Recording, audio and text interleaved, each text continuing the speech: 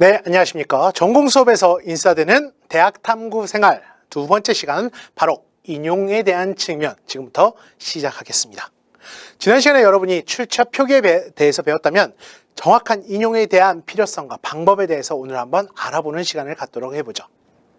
자, 첫 번째로 이 인용이라는 게 왜 진행이 되는지 뭔지부터 한번 알아보도록 하겠습니다. 인용한다라는 건요, 쉽게 말하면 다른 사람의 글을 내 글로 갖고 오는 그 과정이라고 생각을 해주시면 되겠습니다. 왜 이게 필요할까요? 출처 표기와 동일한 과정이라고 보시면 되겠습니다. 여러분들의 주장에 대한 근거를 입증하기 위해서, 그걸 체계적으로 구성하기 위해서 다른 저명한 사람들의 의견과 내용이 필요하고, 이런 측면에서 그 사람의 주장을 제가 출처 표기를 통해서 인용하는 과정이 일반적인 보고서나 과제에서 많이 사용되고 있죠. 이러한 인용은 크게 직접적인 인용 표기 방법과 간접적인 인용 표기 방법이 있고, 세 번째로는 재인용의 방법이 있습니다. 우선 이 세 가지가 어떤 차이가 있는지부터 한번 알아보도록 하죠. 첫 번째, 직접 인용은 무엇인가? 바로 타인의 저작물 원문을 그대로 쓰는 과정이라고 보시면 되겠습니다. 그러니까 여러분이 어떠한 전공서적이라든가 아니면 어떠한 논문이라든가 어떠한 자료를 그냥 그대로 긁어온다라고 생각을 하시면 되겠습니다. 직접 인용이라는 건 그 내용 자체를 내가 그냥 직접적으로 갖고 온다 라고 생각을 해주시면 될 것 같고요.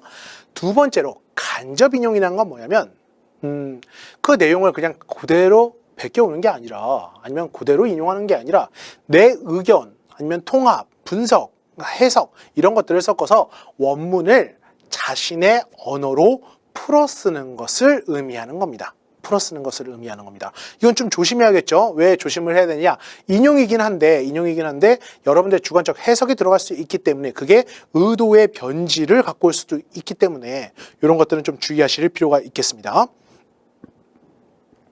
세 번째, 재인용 같은 경우에는 여러 가지, 원래 재인용을 그렇게 선호하진 않아요. 대부분의 논문에서 재인용한다라는 측면을 그렇게 선호하진 않는데, 예를 들어서 내가 진짜 외국 논문에 대한 번역이라든가 아니면 원문을 정확하게 찾을 수 없는 경우에, 어쩔 수 없는 상황에서 이 사람이 인용한 내용을 다시 가져와 쓰는 것, 이 케이스가 바로 재인용입니다.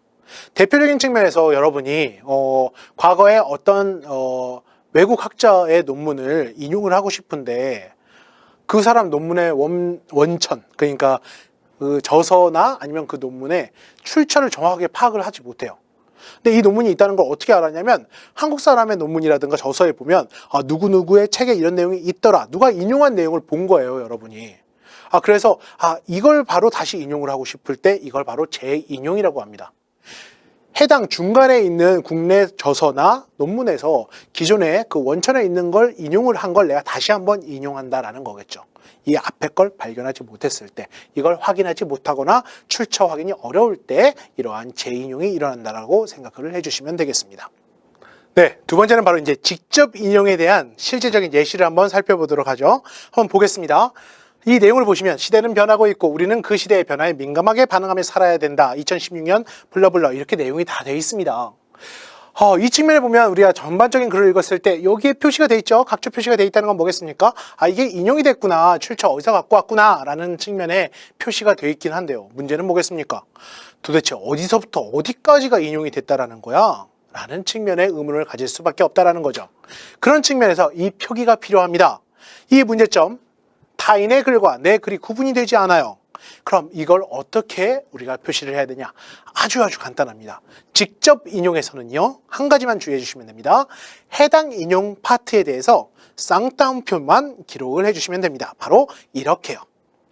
자, 2016년 여기서부터 바로 꺼내 들었다, 여기까지가 바로 그 책에, 이 KT경제연구소에서 나왔던 2020년 빅체인지라는 책에서 직접 인용한 부분입니다. 그러니까 이 인용한 부분을 이런 식으로 표시를 해준다라는 거죠. 어렵지 않습니다. 내가 인용한 케이스에 대해서 쌍따옴표 표시만 해주시면 직접 인용에 대한 문제는 금방 해결이 됩니다. 그런데 이 표기와 조금 더 다르게 표기해야 될 경우가 있습니다. 바로 인용문 자체가 좀 길 때를 의미하는 거죠. 한두 줄이나 두세 줄 정도는 바로 직접 본문에서 이렇게 쌍따옴표를 통해서 인용을 하면 되는데, 이 인용문 자체가 네 줄, 다섯 줄이 넘어가는 경우에는 그럼 어떻게 표기를 해야 되느냐? 여기에 대해서 알려드리도록 하겠습니다.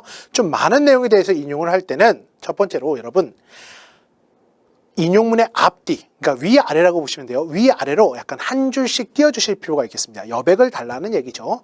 이건 위아래뿐만 아니라 좌우도 마찬가지입니다. 쉽게 얘기하면 어떠한 인용 문구가 들어갈 때 위아래 좌우 본문 사이에 약간의 네모칸 하나의 보이지 않는 표가 있다라고 가정을 해 주시고 그 안에다 인용문을 넣는다고 여러분이 생각을 해 주셔야 됩니다. 이 측면에서 여러분이 본문과 구분되는 인용을 하기 때문에 따로 인용 문구, 그러니까 인용 부호는 사용하지 않습니다. 아까 쌍따옴표를 사용하지 않는다는 얘기입니다. 반면에 주석에서 출처 제시는 동일하게 해야겠죠. 이 내용을 한번 구현한 걸 볼까요? 자, 여기 보시면 본문의 내용 사이에 이렇게 위아래에 여백을 줬죠. 좌우에도 이렇게 여백을 줬습니다. 원래 갖고 있는 여백보다 좀 더 들여서 보시면 어떻습니까? 보이지 않는 가상의 표 안에 이게 들어가 있다라고 생각을 할 수 있는 것이죠. 반면에 여기서 이제 바로 출처 표기 같은 경우에는 동일하게 나와 있습니다. 동일하게 나와 있다라는 걸 기억을 해 주시면 좋을 것 같네요. 길 때만 이렇게 하는 겁니다. 뭐 두세 줄까지는 그냥 본문 직접 인용을 하시면 되는데 직접 인용이라고 하더라도 좀 내용이 길 때는 이런 식으로 어떻게 안에 위, 아래, 좌우에 대해서 약간의 여백을 주면서 가상의 표가 있다라고 가정하고 작성을 해주시면 되겠습니다.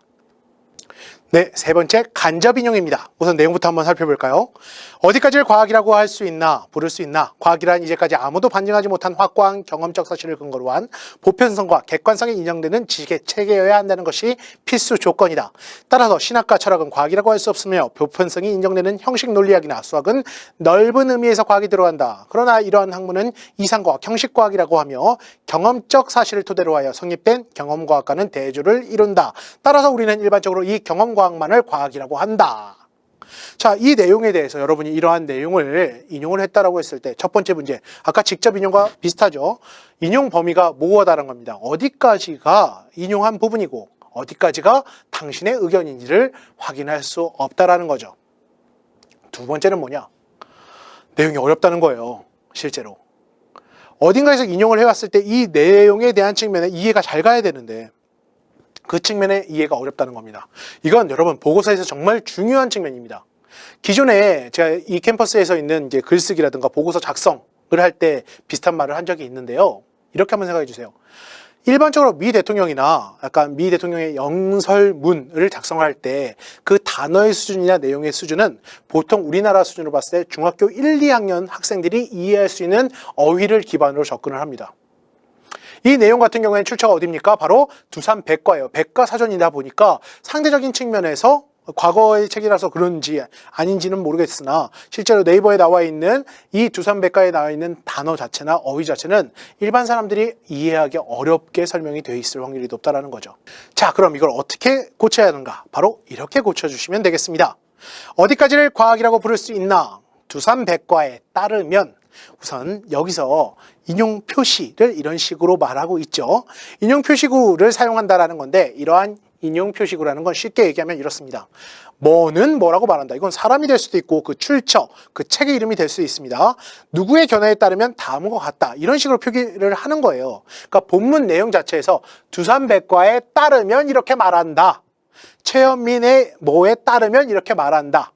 누구의 저서 뭐에 따르면 이렇게 말한다 라는 걸로 실제 이 측면에서 그 내용에 대한 측면의 출처를 이런 식으로 우선 간접적으로 표현을 인용 표시구를 통해서 나타내 준다라는 겁니다.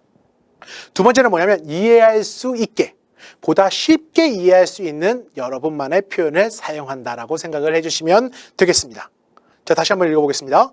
어디까지를 과학이라고 부를 수 있나? 두산백과에 따르면 과학의 특징은 다음과 같다. 과학이란 아직까지 반증되지 않은 경험적 사실을 근거로 한 보편성과 객관성을 인정되는 지식의 체계이다. 이에 따르면 경험적 지식을 토대로 하지 않은 신학, 인문학 등은 엄밀한 의미에서 과학이라고 할 수 없다. 즉 경험과학만이 과학이라고 할 수 있으며 자연과학과 사회과학으로 구분된다. 이 측면의 내용을 사용할 때 조금 더 쉬운 단어, 이해하기 쉬운 요소에서 필요 없는 건 삭제해버리고 이 측면에서 사람들이 이해하기 쉬운 방향으로 조금 더 수정을 해서 자신의 말로 표현했다라고 볼 수 있겠죠. 물론 출처의 작성 방법은 우리가 인용 방법에서 배웠던 대로 동일하게 표현된다라고 생각을 하시면 되겠습니다. 간접 인용에서 주의하셔야 될 건 뭐라고요? 두 가지만 기억을 해주시면 됩니다. 첫 번째는 인용 표시구의 사용. 누가 말했다, 누가 그랬다더라 라는 식의 인용 표시구에 이렇게 색깔로 표시된 이 부분을 사용을 해준다는 거. 두 번째는 조금 더 쉽게 의도가 곡해되지 않도록, 그러니까 왜곡되지 않도록 그런 측면은 꼭 주의를 하셔야 될 필요는 있겠지만 그런 측면에서 자신의 말로, 이해하기 쉬운 말로 바꿔주실 필요가 있다는 겁니다. 자, 그럼 마지막 이제 재인용으로 한번 가볼까요? 재인용 같은 경우에는 저희가 앞서 말씀드렸듯이 원문을 찾기 어려울 때 해외저서나 논문에 대한 부득이한 인용의 경우, 이런 경우에 보통 많이 사용을 한다라고 볼 수 있겠습니다. 자, 이 측면에서 보면 이렇게 한번 볼 수 있겠죠. 내용은 제가 여기서부터만 잠깐 읽어볼게요. 자, 레오나르도 다빈치를 생각해보자. 저명한 학자인 케네스 클라크는 레오나르도 다빈치를 역사상 가장 지독한 호기심을 가진 사람이라고 평했다. 즉, 지식 융합을 위해서 호기심이 전제되어야 한다는 것이다. 어떤 내용이 있었을 때, 자, 이건 뭐겠습니까? 이건 카프라라는 사람의 글에 있는 클라크의 글을 재인용한 경우를 의미하는 겁니다. 여기 보시면 보세요. 이렇게 표현이 되어 있죠. 이 측면에 있어서 나왔던 걸 재인용한다라는 걸 이렇게 표현되어 있고 맨 마지막에 재인용이라고 표시를 하고 있죠. 원전은 뭡니까? 내가 봤던 건 이건 거예요. 실제 프리초프 카프라의 다빈치처럼 과학하라. 이걸 내가 본 거야. 실제로 내가 인용한 건 이거야. 그런데 이 사람은 이 내용을 어디서 인용을 했냐? 바로 이 원전에서 인용을 한 거예요. 순서를 이렇게 가셔야 되는 겁니다. 일반적으로는 재인용의 경우는 그렇게 많지는 않아요. 사람들이 귀찮아서 안 쓰는 것도 있기도 하고 이렇게까지 디테일하게 들어가지 않는 경우가 많긴 하나 방법은 알고 있어야겠죠. 특히 여기서 말하는 이 1987년 원전을 우리가 그 원전을 찾기가 좀 쉽지가 않거든요. 해당 부분이 뭐 PDF로 다 올라와 있으면 좋겠는데 그렇게 안 돼 있는 경우도 많고 아니면 저서나 이런 데서도 안 나온 경우도 많기 때문에 이런 측면에서는 어떻게 부득이한 경우에만 이런 식으로 사용을 해주시면 좋을 것 같습니다. 재인용은 이 정도로 하고 넘어갈 갈게요. 자, 그럼 제가 이제 오늘 과정에 대한 마무리를 하도록 하겠습니다.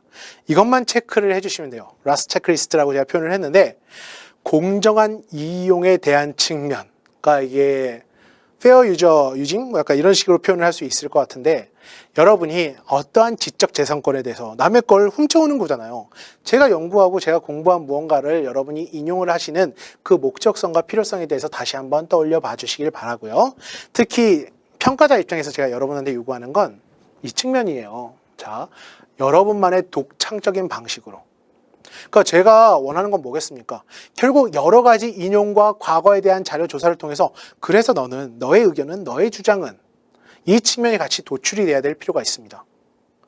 제가 과거에 있는 사람들의 자료 정리를 하라는 게 과제가 아닐 거예요. 대부분의 교수님들이 여러분께 내주시는 과제가 기존에 있는 과제에 대해서 혹은 그 학자들에 대해서 표로 정리해라 이 의미가 아닐 겁니다. 그건 이미 한 사람들이 많아요. 그러니까 이걸 기반으로 어떠한 과제에 대해서 낼 때 여러분이 의견을 도출하라. 여러분의 독창적인 방식으로 근거를 삼면서 의견을 도출하라는 게 대부분의 과제의 목적일 확률이 높습니다. 이 출처 인용이라는 건 내가 이만큼 처음 시작할 때 말씀드렸죠. 신뢰할 만한 자료를 갖고 이러한 논리적인 구조 속에서 이러한 의견을 도출했습니다. 이런 측면이기 때문에 가능한 한 여러분의 독창적인 방식을 통해서 이걸 수단으로 사용하여 이런 의견을 냈다라는 측면의 내용이 같이 필요할 거라고 생각을 합니다. 두 번째는 바로 저작물 인용은 정당한 범위 내로라는 게 어떤 의미냐면 분명히 여러분이 인용을 하실 수는 있어요. 그런데 생각을 해보세요. 인용을 할 때 여러분이 10페이지짜리 보고서를 냈는데 인용을 한 8페이지가 다 인용이야. 그러면 이게 여러분 겁니까? 원래 원전자의 내용을 그냥 그대로 베껴온 거라고 보실 수 있겠습니까? 인용은 가능한 한 정당한 범위예요. 그러니까 논리적 구조를 만들어가기 위해서 이러한 인용이 필요하다 하면 많이 들어가겠죠. 하지만 보통 뭐가 주가 되는지는 여러분이 판단을 해주실 필요가 있다는 겁니다. 제가 평가할 때도 보면 인용이 제대로 됐는지는 파악하지만 그 인용의 비율, 그 논리적 근거의 비율과 여러분들의 의견의 비율이 적어도 비등비등한 수준은 돼야 될 필요가 있다는 거죠. 왜냐? 내가 결국 알고 싶은 건 근거를 통해서 어떠한 결과와 의견을 냈는지에 대한 측면이니까요. 그런 측면에서 정당한 범위 내로 저작물을 인용하실 필요가 있다는 거. 특히 그렇기 때문에 이러한 아이디어나 과정에 대해서 타인의 기억, 타인의 도움 이런 것들은 정확하게 표시가 되어야 될 필요가 있다는 겁니다. 네, 저희가 2회차에 걸쳐서 이렇게 두 가지 측면으로 출처 표기와 인용에 대한 측면에 대해서 이야기를 해봤습니다. 우리가 순간적으로 그냥 넘길 수 있는 요소입니다.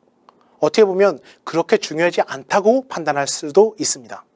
하지만 여러분 두 가지만 기억을 해주세요. 첫 번째는 뭐라고? 평가하는 사람은 바로 이 요소를 중요하게 볼 수밖에 없는 삶의 궤적을 갖고 있는 교수라는 걸 첫 번째로 기억을 해주시고, 두 번째는 결국 여러분들이 전문가로서의 역량을 기르기 위해선 이러한 바르고 올바르고 정직한 형태의 학습 역량과 전문가로서의 관점을 이러한 루트를 통해서 길러야 된다는 거, 이 두 가지만 꼭 기억을 해주시기 바랍니다. 자, 그럼 두 번째 인용편을 마무리하도록 하겠습니다. 감사합니다.